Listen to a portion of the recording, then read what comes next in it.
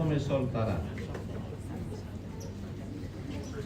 Otro versículo dice: el que empezó esta obra en ti, la terminará.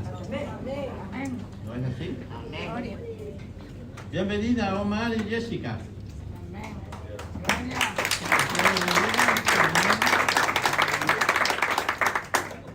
Y a los que habéis vuelto, ¿será que la primera vez os gustó, entonces habéis vuelto? Muy bien.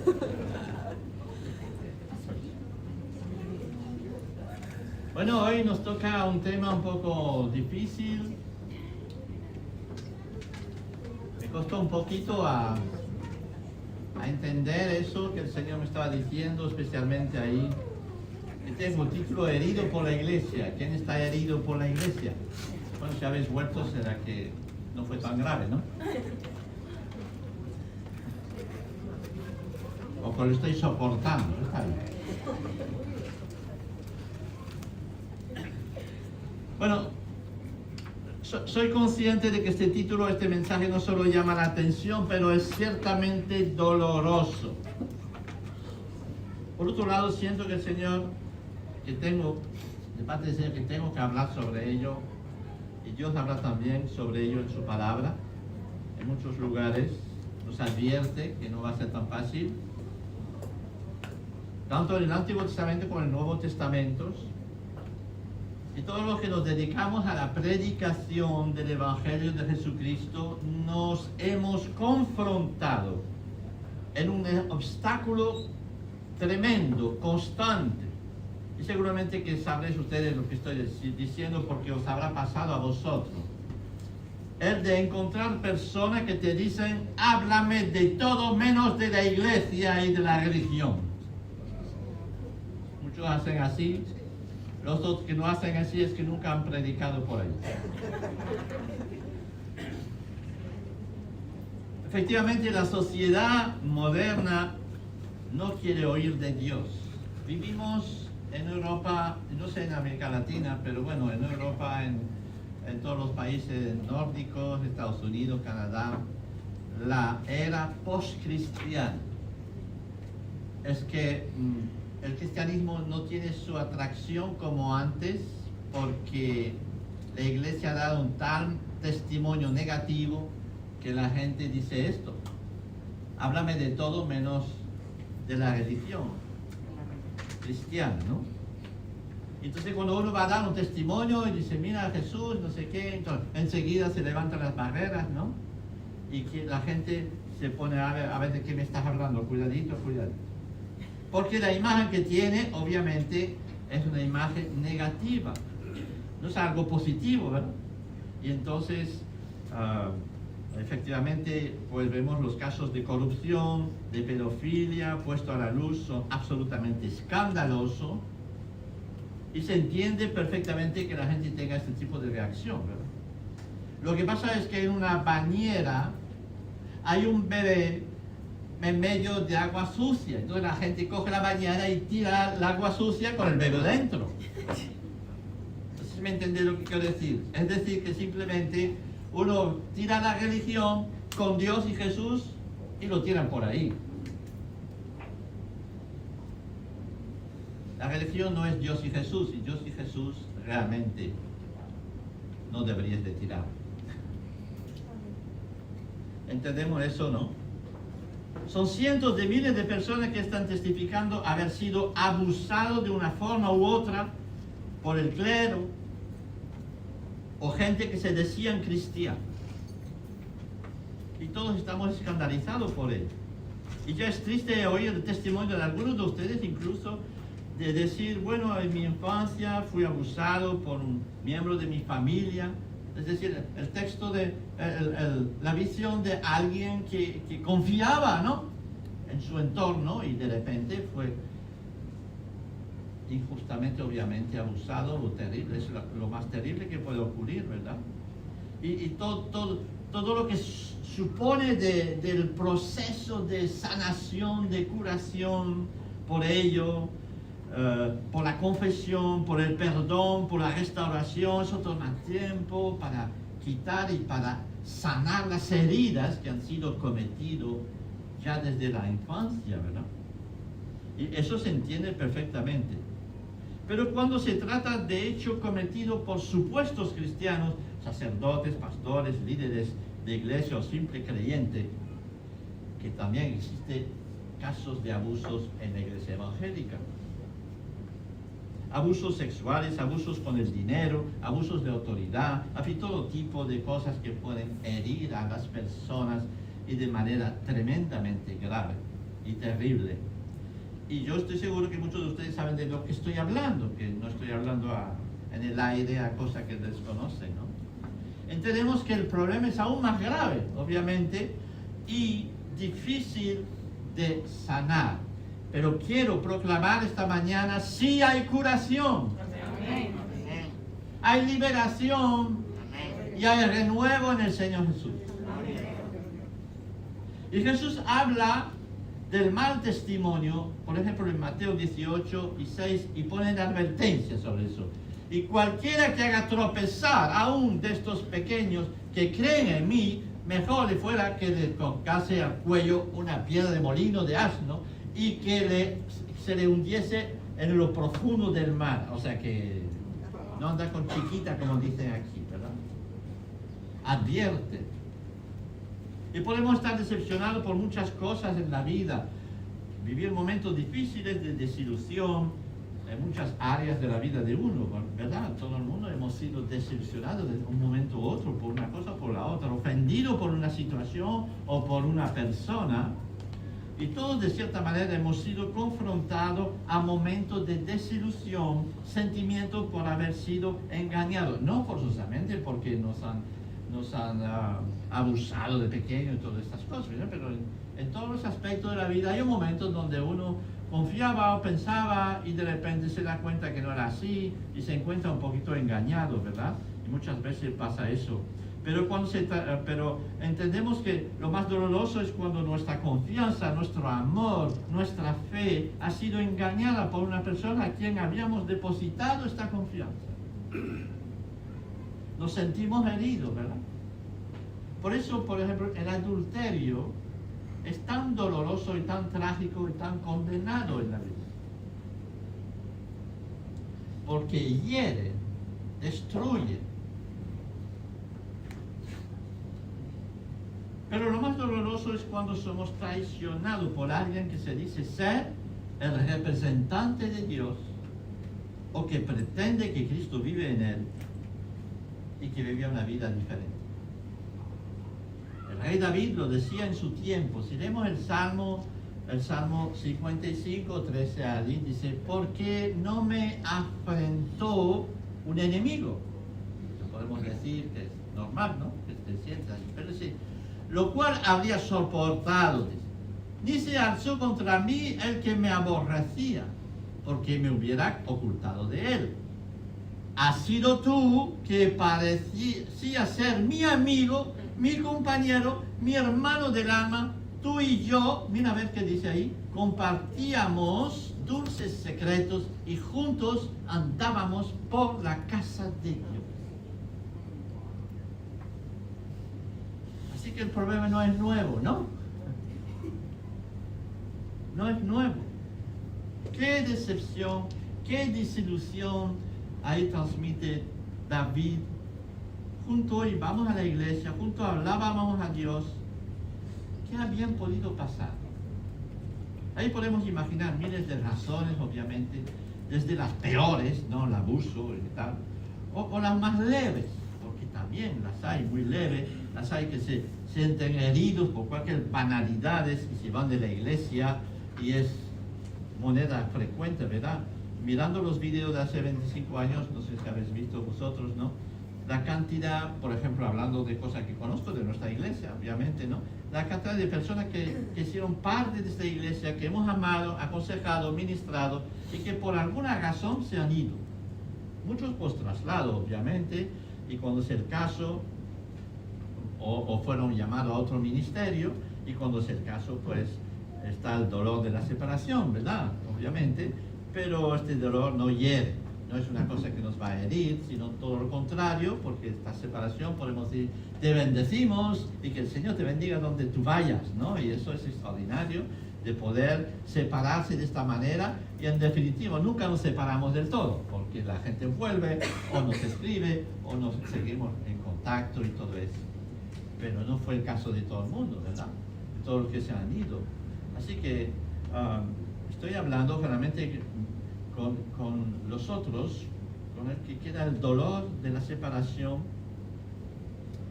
porque de cierto modo fueron heridos por algo. Y nosotros nos sentimos heridos también. Así que esta mañana,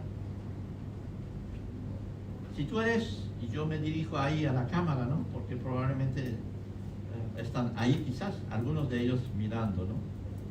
Si tú eres de los que han sido confundidos, desilusionados, contristados por otros cristianos o por la iglesia o por esta iglesia, esto va para ti.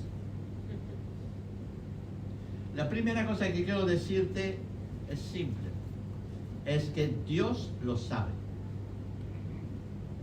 Parece que muchas veces dice que Dios no sabe, es ausente, no, parece que no presta atención a estas cosas.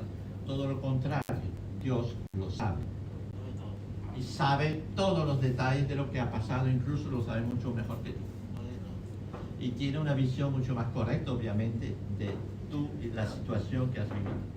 Dios reconoce que personas han sido heridas por cristianos y llama a los que han herido y a otros al arrepentimiento. Por eso es importante que en primer lugar nos miremos a nosotros, ¿verdad? Lo peor es cuando no se quiere reconocer esto. Reconocer que podemos haber herido a alguien y tratar de esconderlo. Tratar de disimularlo, de ignorarlo. El orgullo de no reconocer que hemos herido a otros. Y en esto los primeros en reflexionar sobre ellos somos nosotros, los pastores, los líderes, los miembros de nuestra iglesia. Podemos preguntar, ¿habré herido a alguien con mi comportamiento, mis palabras?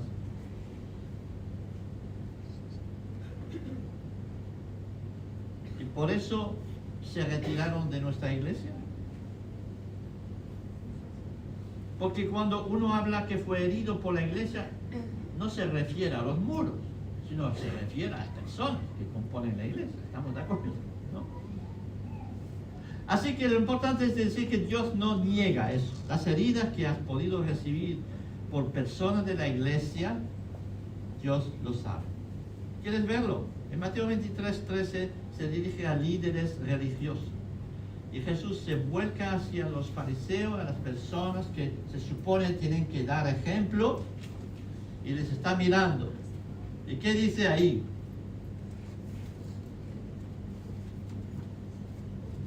Pero hay de ustedes, escribas y fariseos, hipócritas, porque le niegan a la gente la entrada al reino de los cielos, fíjense. Y ni ustedes entran, ni tampoco dejan entrar a los que quieren hacerlo. Ay de ustedes, escribas y fariseos, hipócrita, palabra tremenda, ¿no?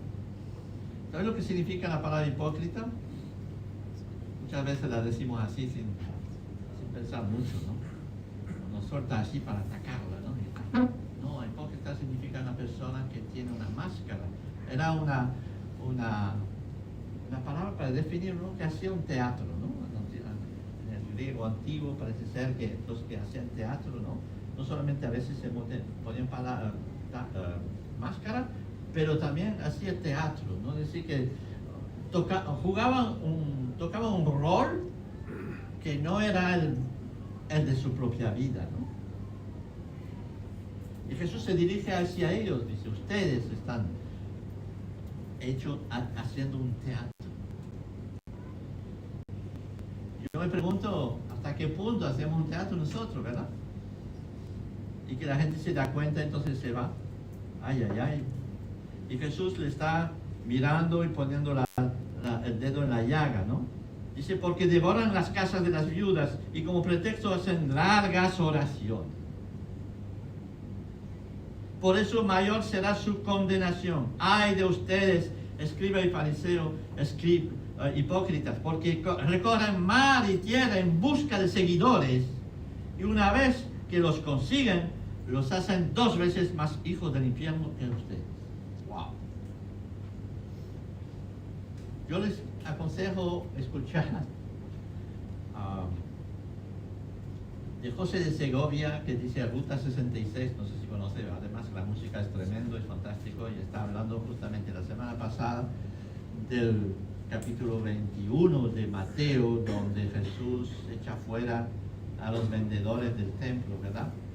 Y es muy interesante esta emisión, y la compara a todos estos predicadores, telepredicadores que han engañado a tanta gente y que tenían anillos de oro, un vestidulo de no sé qué, de super no sé cuánto y tal, que todo lo que vestían ellos costaba miles y miles de dólares, y estaban haciendo propaganda para que la gente tiene $20 ahí a todo el mundo. Por favor, hay que ayudar a la iglesia, ¿no? Piensa tú, ¿no? En fin, actores con máscara. Dios reconoce, sabe y es consciente de ello. Dice así después: así que ustedes deben obedecer y hacer todo lo que ellos le digan, pero no sigan su ejemplo, ¿no? Porque dicen una cosa y hacen otra. Imponen sobre la gente cargas pesadas y difíciles de llevar, pero ellos no mueven ni un dedo para levantarlas. El peso del legalismo sobre la gente, de la acusación injustificada constante, hizo que muchos se van de la iglesia y cambian de iglesia, porque existen buenas razones por cambiar de iglesia. También hay muchas malas razones por cambiar de iglesia, pero a veces sí que hay buenas razones por cambiar de iglesia. Y les recuerdo, y no es por justificarnos, las palabras de Jesús en este mismo capítulo, que dice así: solo uno es el maestro de ustedes, y este es el Cristo. Y todos ustedes son hermanos. Ni llaman padre a nadie en la tierra, porque solo uno es el Padre de ustedes, y Él está en los cielos. No me molesta que me dicen pastor, pero que no me toman pastor como padre, ¿ya? ¿Entendéis? Dice ahí, está bien que tenemos reconocimiento por el cargo de uno, lo que sea, pero estamos todos delante del Señor iguales. Amén. Así lo dice ahí, ¿no? Y tampoco se hacen llamar maestro, porque solo uno es su maestro, y es el Cristo. El que sea más importante entre ustedes sea siervo de todos, porque el que se enaltece será humillado, y el que se humilla será enaltecido. Así que tampoco pondremos una condena o juicio sobre los que se han ido, ¿verdad? La separación siempre es dolorosa, y yo personalmente me doy un año para estar en duelo. Y cuando una persona se va porque está contristado, porque no se empieza a criticar, o no sabe por qué razón, si tiene razón o no, espero que no, pero bien. Yo digo, bueno, vamos a dejar un año de duelo, de separación, que se vaya y lo que sea, y vamos a perdonar, y vamos a limpiarnos de ello, y si lo volveremos a abrazarlo como si nada. Porque ¿quiénes somos para juzgar, verdad? Así que es el duelo. El duelo no es odio, ¿ok? Es tiempo de tristeza. Y es normal que haya tristeza, pero también hay un tiempo para dejar el duelo. El recuerdo es así que primeramente dice el Señor: arrepiéntate y a volver a representar de nuevo a Cristo. Y si tú has cometido un error, es bueno que te arrepientes, que lo reconozcas, pero que te levantes otra vez y que sigas predicando el Evangelio.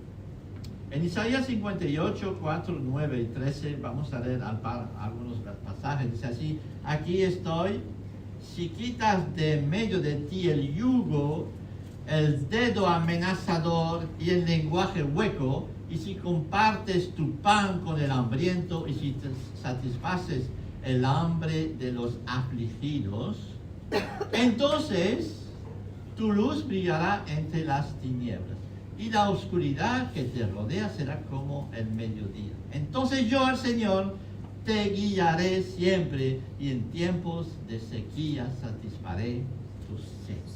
Amén. A mí me encanta este pasaje. Amén. Arrepentimiento de aquel que ha herido a otro y restauración. Tantos pastores se han divorciado, por ejemplo. ¿Qué ejemplo? ¿No? Uno puede decir qué ejemplo. Seguramente muchas de sus congregaciones habrán marchado. Si este que está hablando de repente no sabe ni controlar su propio matrimonio, ¿qué pasa? ¿No? Y de verdad que es un mal testimonio. Pero también muchos pastores han sido restaurados y ahora siguen otra vez predicando el Evangelio con autoridad. ¿Por qué? Porque justamente eso. Se han arrepentido delante de Dios y han vuelto a poner su lugar, porque nadie es perfecto y como cometemos errores todos, ¿verdad?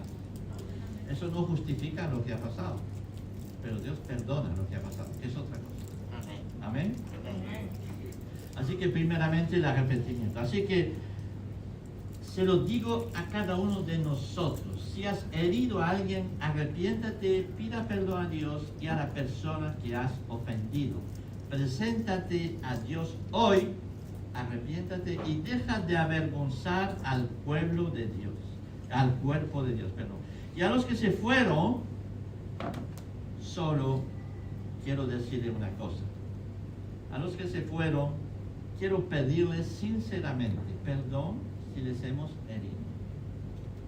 Si por mal testimonio nuestro, porque no se sintieron amados, si han visto en nosotros actitudes que desacreditan a Cristo, yo sinceramente quiero pedirle perdón. Le pido perdón a nombre de esta iglesia, a nombre mío, a nombre de cada uno de ustedes, quién sabe. ¿Saben cuáles son los sonidos que Dios ama? Había una misión en Francia, parece ser que uno decía, a ver, si se concentran todos y me digan qué tipo de sonidos les gusta. ¿No?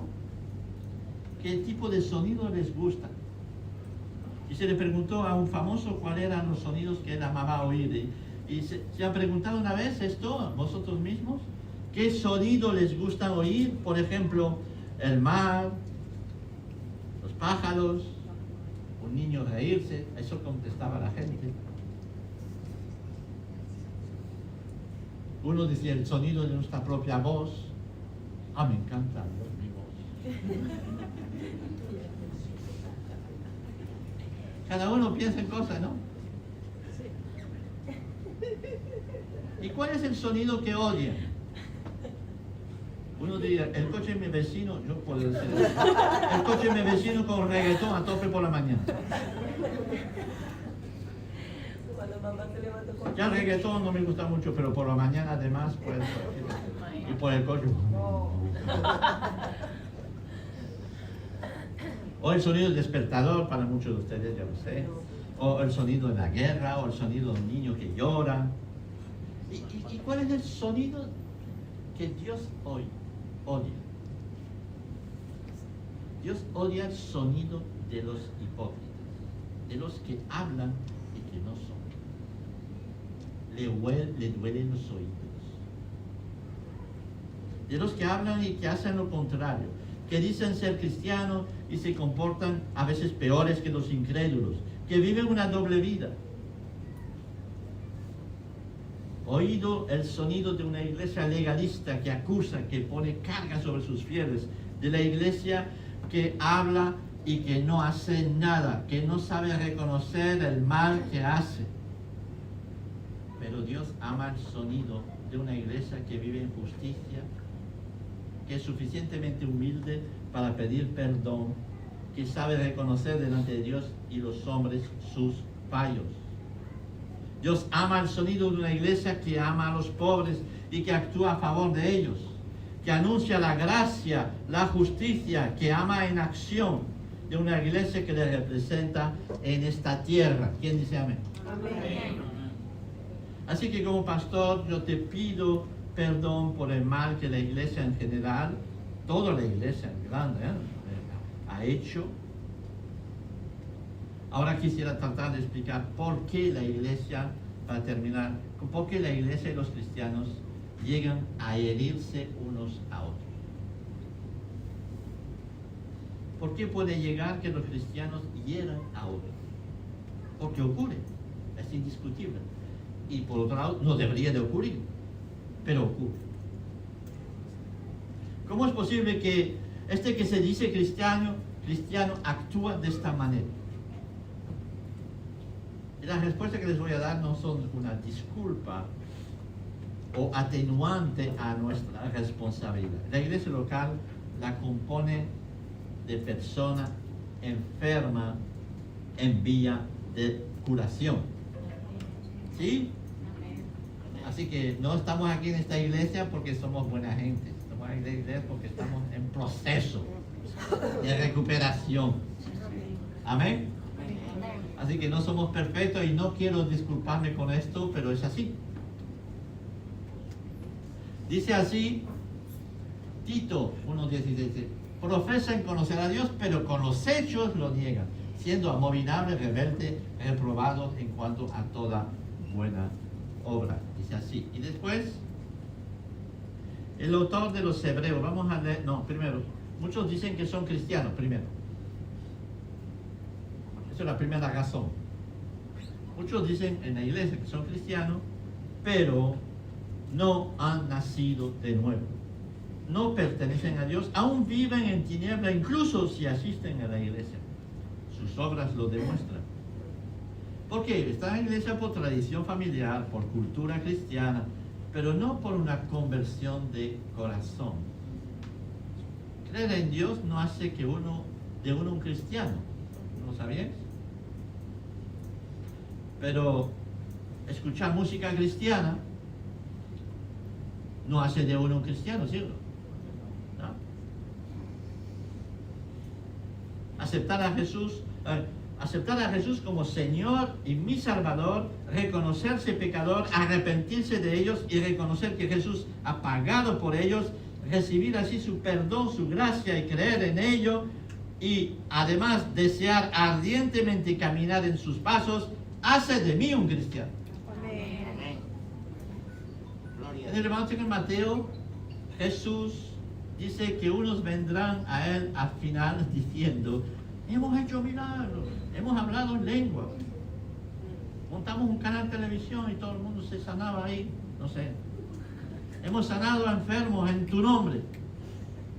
Y Jesús le contesta: alejarse de mí, nunca os conocí. Wow.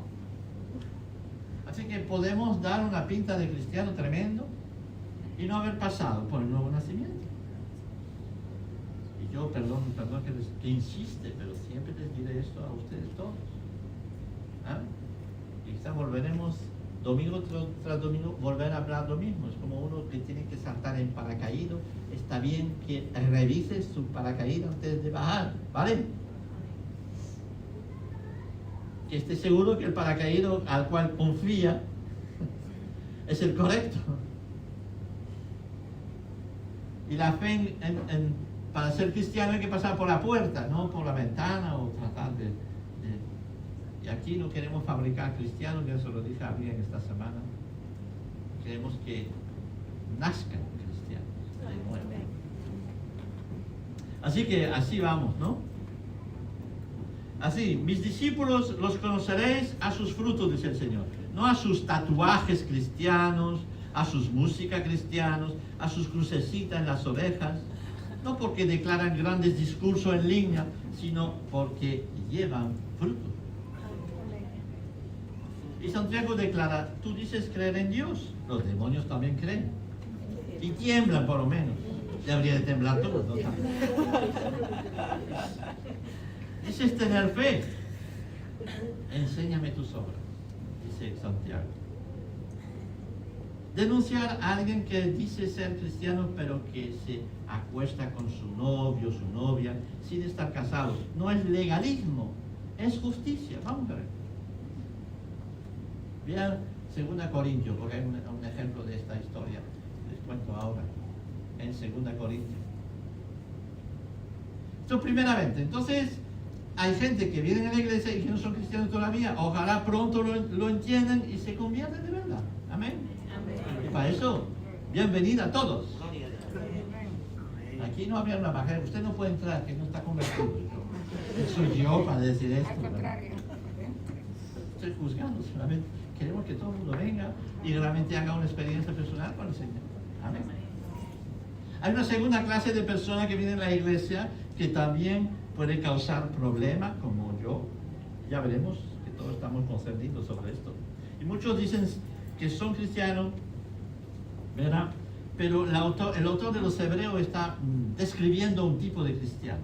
Efectivamente son cristianos, pero les está describiendo. Dice ahí en hebreo, acerca de esto tenemos mucho que decir, aunque no es fácil explicarlo, porque ustedes son lentos para entender. Aunque después de tanto tiempo ya deberían ser maestros. ¿De qué está hablando ahí? Así que el autor de los Hebreos añade a estos inmaduros, ¿no? Es un problema de inmadurez. Son como niños y aún necesitan leche espiritual, dice otro texto. Necesitan que se les enseñe lo más elemental, lo básico de la palabra. No es que no son cristianos, porque sí, que en un momento dado dieron sus vidas a Cristo, de verdad. Pero saben muy poco, son inexpertos en la palabra de Dios. Y eso en algunos casos después de mucho tiempo. Y dice después, el alimento sólido es para los que ya han alcanzado la madurez, para los que pueden discernir entre el bien y el mal. Es decir, llega un momento dado en tu vida cristiana donde dejas de ser bebé y bebes la leche, ¿no? Y tú tienes que pedir al pastor, ¿está bien lo que estoy haciendo? ¿Está mal? ¿Está bien? Bueno, pues los bebés sí se necesitan biberón. Llega un momento donde la estatura espiritual es un poco más grande, ¿no? Y empieza a discernir lo que está bien y lo que está mal, porque lo sabe y lo descubre en la palabra de Dios. No porque el fantasía tiene ahí, bueno, a mí hago lo que me da la gana, soy así. No, eso es inmadurez total, ¿de acuerdo? Pero cuando uno es maduro, entonces empieza a discernir lo que está bien y lo que está mal. La iglesia no es un club de gente perfecta, sino un hospital de personas perdonadas, hemos dicho hace un momento. Me gustaría poner un letrero de cada uno de ustedes que entra aquí, que pone una L dentro de la espalda, ¿no? ¿Saben lo que es la L? Todos saben lo que es porque lo tienen en el coche, ¿no? Significa learner, no, aprendí. Vale. ¿Tiene el carnet? Sí, lo tengo. Amén. Entiendo. Pero los que me miran, que vayan despacio, por favor. Entonces los que vienen aquí deberíamos tener una L, ¿no? Detrás. Sí, vayan despacio conmigo porque todavía puedo dar un kilo ahí a la izquierda, vete a saber lo que me puedo.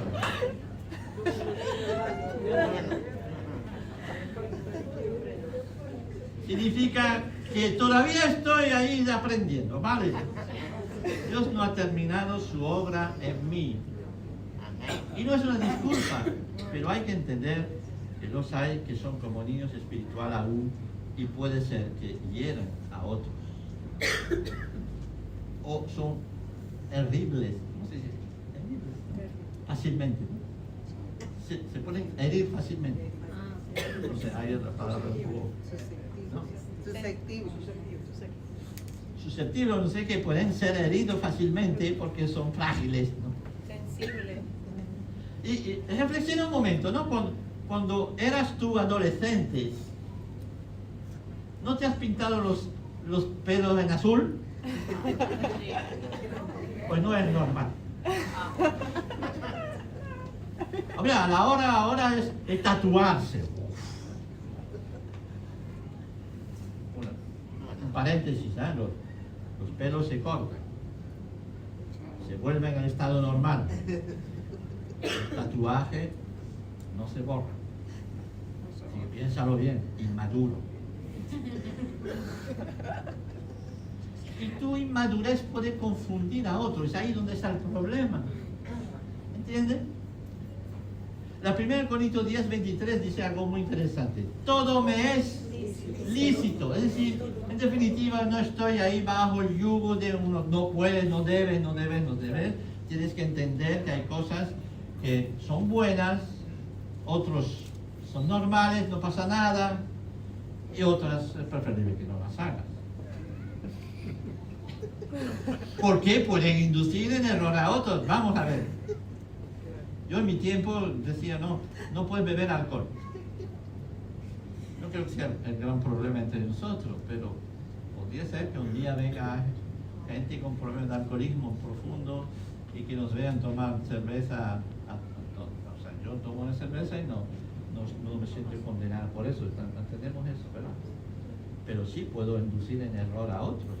Entonces, un poco de sabiduría me dirá, wow, mejor me abstengo delante de él, por lo menos. No es hipocresía, simplemente para decir, no quiero que sea piedra yo de tropiezo para una persona, sería terrible.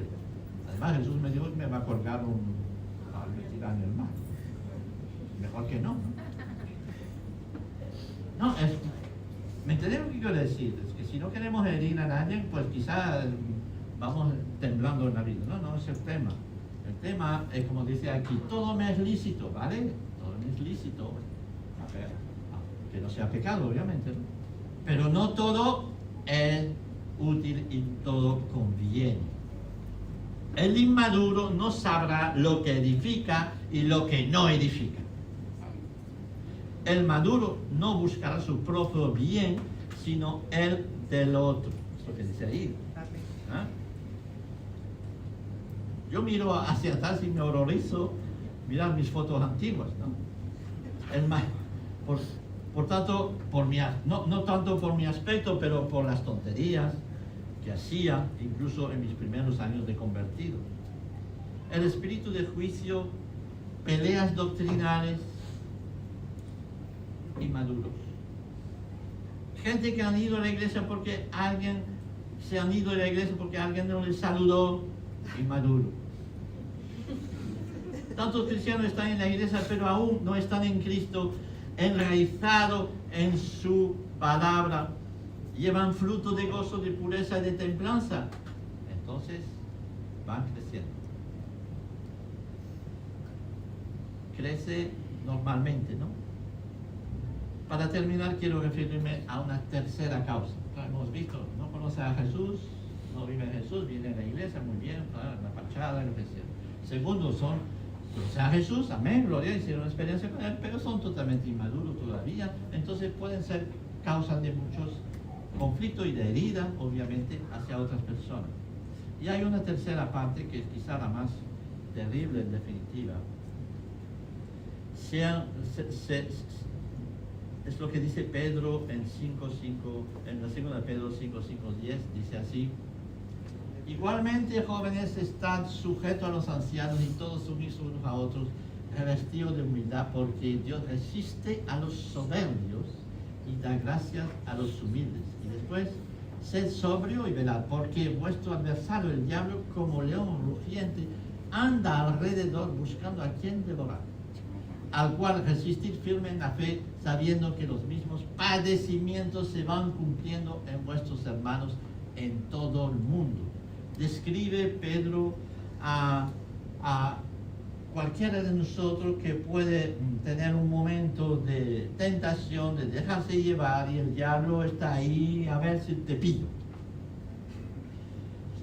Y yo me refiero a las personas que ya sí son maduros en el Señor, que ya ocupan un puesto en la iglesia, que ya son casi una figura, ¿no?, delante del pueblo, como reconocido como tal, ¿no? Dice, wow, este es un pastor, es un predicador, es un apóstol, vete a saber cómo título le hemos puesto encima, y es sincero, es verdadero, no es una cosa falsa. Pues sepáis una cosa, va a ser la diana del diablo continuamente. Y cuando uno cae de estos, hace un destrozo tremendo en la fe de mucha gente. ¿Lo creéis? Así que tenéis que orar para los que ocupan sitios de relevancia, para los que son conocidos. Pero también tenéis que decir que es muy probable que puede ser que un día una gran tristeza ocurre en la iglesia por uno que ha caído. Es tremendo eso y hemos visto, hemos conocido gente así que de repente han metido soberanamente la pata, como dice el otro. Y entonces los hemos condenado y lo que sea, pero han causado muchos destrozos después en la vida de muchas personas que han creído más en Él que en Jesús, ¿verdad? Desgraciadamente, y que se dejaron llevar por esto. Así que es otra manera de herir a la persona, ¿verdad? Y quizás las heridas son más grandes cuando más alto estás, ¿no? O aparentemente más alto que estás, ¿no? Pero quiero terminar sobre una nota positiva, obviamente, ¿no? Como le dije al principio, si estás herido, si te sientes herido, si te has herido por una cosa o lo que sea, sepa que Dios restaura. Que Dios, su plan es que tú vengas y vuelvas a ser parte de una comunidad cristiana, que vuelvas a militar 100% en el Señor, que vuelvas a concentrarte. Y para ello es importante que vuelvas a mirar a Jesús y no a otra cosa. Porque ¿por qué te has desviado? Porque no has mirado a Jesús, has mirado a tu vecino, has mirado al otro, ay, el otro, no. Es el momento que tú vuelvas al pie del Señor Jesús y digas, Señor, yo quiero seguirte a ti, nada más. Quiero conocerte, quiero conocer tu palabra. Y ahí está la promesa para todos. Dice así, mas el Dios de toda gracia, fíjate, que nos llamó a su gloria eterna en Jesucristo, después de que hayas padecido un poco tiempo, Él mismo os perfeccione, afirme, fortalezca y establezca. A Él sea la gloria y el imperio por los siglos de los siglos. Amén. Y quiero terminar sobre esto simplemente para decirle a cualquiera de ustedes, o de los que nos escuchan más bien, que se sienten heridos por una cosa u otra, vete a saber, o que somos nosotros conscientes de haber herido, sepas que Dios también está listo para derramar su gracia y su restauración. Y es bueno que nosotros nos pongamos delante de ti reflexionando esta mañana, cada uno de nosotros, ¿qué estoy haciendo? ¿Dónde estoy? ¿Me estoy disculpando porque un hermano me ha herido? Es una disculpa fácil, ¿no? Por eso no me comprometo con la iglesia. Por eso me quedo en margen. Cuidado, es una disculpa, ¿eh? O es una disculpa seria, de verdad, entonces tienes que aprender también a perdonar, pero a volver a mirar al Señor Jesús. Y a nosotros todos también tenemos que considerar nuestras propias vidas, ¿estáis de acuerdo? Y quizás hemos ofendido a alguien. Y dice, antes de venir a presentar tu ofrenda, vete y pide perdón. Es una regla donde Dios sale victorioso. Amén. Amén. Porque es extraordinario, ¿no? Uno puede haber cometido los errores más grandes en su vida cuando recibe el perdón de Dios y cuando pide a las personas que ha herido perdón, todo se restablece. Es un milagro tremendo. Es un milagro maravilloso. Y Dios solo en estas condiciones puede actuar. Amén. Que Dios te bendiga. Vamos a terminar. Gloria a Dios. Padre, te doy gracias esta mañana. Gracias por tu palabra simplemente que nos invita a considerar nuestras vidas delante de ti. Y te pido en este momento, Señor, que realmente puedas hablar a nuestras conciencias, a nuestro corazón. Y si hemos herido a alguien, Señor, te pedimos profundamente perdón. Te pido que nos abres la mente, que podamos saber a quién hemos herido. Con nuestro comportamiento, con nuestra manera de ser, con saber lo que hayamos hecho, Señor, no lo sé. Tú lo sabes. Pero te pido por todos los heridos en este momento, Señor. Los de nuestra iglesia que se han ido, pero también los de otras iglesias. Y los que fueron realmente heridos profundamente por cosas escandalosas, Señor. Oh, Padre, tú lo sabes. Y te pido que tu mano poderosa pueda rescatarlos, pueda ir hacia ellos, pueda mostrar que tú eres el Dios que ama de verdad y que es plenamente justo. Amén. Gracias por tu misericordia, oh Señor, sobre nuestras vidas. En el nombre de Jesús. Amén. Vamos a cantar un último coro. Y mientras estamos cantando, te invito realmente, si acaso quieres testificar de que Dios te perdona o que Dios te restaura, ponte de pie donde tú estás, simplemente dándole gracias al Señor por su misericordia sobre ti. Amén.